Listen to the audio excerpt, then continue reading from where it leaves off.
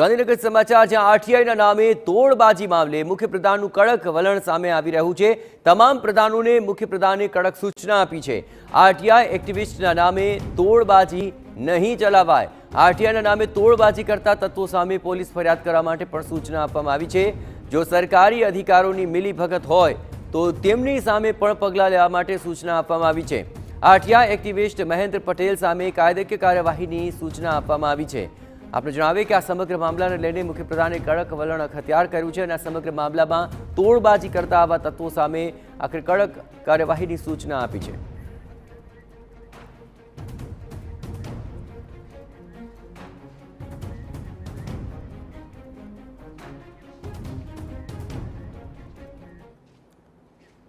તો આખરે આ સમગ્ર મામલાની અંદર મુખ્યપ્રધાનનું કડક વલણ અખત્યાર કર્યું છે અને આ જ મામલે વધુ વિગતે વાત કરવા માટે જોડાઈ રહ્યા છે ટીવી 9 સંવાદદાતા કિંજલ, આ સમગ્ર મામલાની અંદર તોડબાજીને લઈને આ કડક અખત્યાર કરાયું છે વલણ, શું છે સમગ્ર મામલો અને કઈ પ્રકારના આદેશ અપાયા છે અને શું કાર્યવાહી?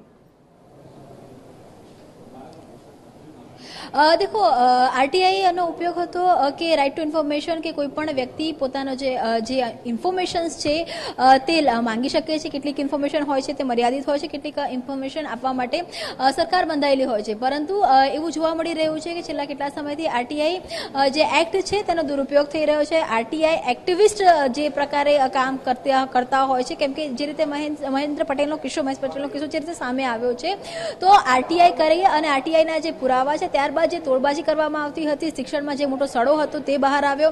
સીઆઈડી ક્રાઇમ દ્વારા સમગ્ર કેસમાં એફઆઈઆર નોંધવામાં આવી। મહેશ પટેલ સામે પણ તેની પણ ધરપકડ કરવામાં આવી, પરંતુ આ એકમાત્ર ચહેરો છે કે જેની સામે ફરિયાદ થઈ છે, તેની સામે તપાસ થઈ છે, પરંતુ આવું અનેક વસ્તુ ચાલતી હોય છે। અને એક બહુ જ સ્પષ્ટ મેસેજ હતો કે આરટીઆઈ જ્યારે જેન્યુઅન ફરિયાદ માંગવામાં આવતી હોય છે ત્યારે સમય 10 દિવસથી માંડી અને 30 દિવસ, 60 દિવસ, 90 દિવસ થતો હોય છે, પરંતુ આ પ્રકારના જે તોડબાજી કરતા એક્ટિવિસ્ટ હોય છે તેમને ખૂબ જ ઝડપથી માહિતીઓ છે તે મળતી હોય છે અને તેમાં ક્યાંક ને ક્યાંક વિભાગના અધિકારીઓ છે તેમની પણ મિલીભગત છે અને ઓલ ઓવર સરકારની જે છબી છે તે ખરાબ થતી હોય છે। મુખ્યમંત્રી પ્રધાન દ્વારા આજે કેબિનેટની જે બેઠક હતી તેની અંદર સ્પષ્ટ સૂચના આપવામાં આવી છે કે આ પ્રકારના એટલે કોઈ પણ પ્રકારની આરટીઆઈની અંદર જ્યારે માહિતી માંગવામાં આવે છે તે જે તે વ્યક્તિનું બેકગ્રાઉન્ડ જે તે અધિકારીએ ચેક કરવું પડશે।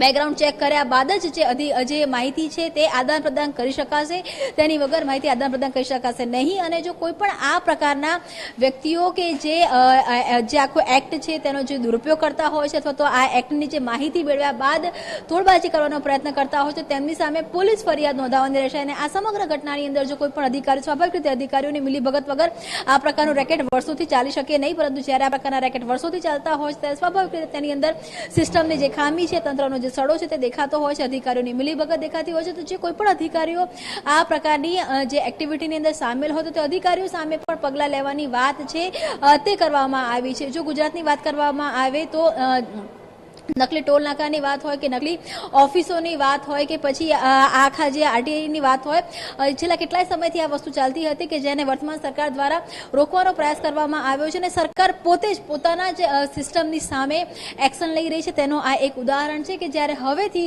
આરટીઆઈ કરનાર કોઈ પણ વ્યક્તિને માહિતી આપતા પહેલા તે બેકગ્રાઉન્ડ ચેક કરવામાં આવશે, કેવા પ્રકારની આરટીઆઈ થાય છે અને આરટીઆઈનો ઉપયોગ ક્યાં કરવામાં આવતો હોય છે।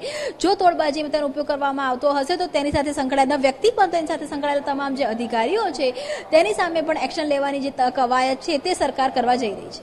બિલકુલ, આભાર કિંજલ। તમામ ગતિવિધિઓ પર આપ નજર રાખજો। તો આખરે સરકારે હવે કડક વલણ અખત્યાર કર્યું છે અને આરટીઆઈને લઈને જો કોઈ સરકારી અધિકારીની પણ મિલીભગત હશે તો તેમની સામે પણ ચોક્કસપણે કાર્યવાહી કરવા માટેની સૂચનાઓ અપાય છે।